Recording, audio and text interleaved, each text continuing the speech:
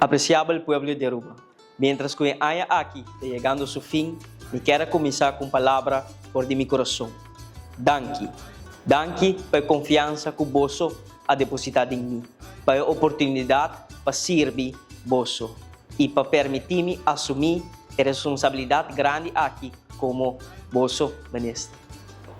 Para parte da trajetória aqui, sem dúvida, é um privilégio que me dá aceitar com gratidão e compromisso.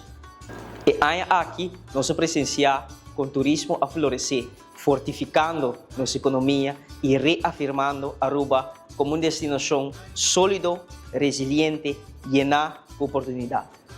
Pero mais leu que a cifra não, nosso enfoque sempre está claro, que o crescimento aqui tem um impacto real para nossa gente. Fora do Ministério e setor laboral, há a atenção necessária, trabalhando para melhor condição, mais oportunidade e inclusão do mercado laboral. E um futuro mais justo, pensando que dia tras dia, leva nosso país adiante com um trabalho duro. Nosso desejo de mais grande e lo seguirá é bem-estar e felicidade de nossa comunidade.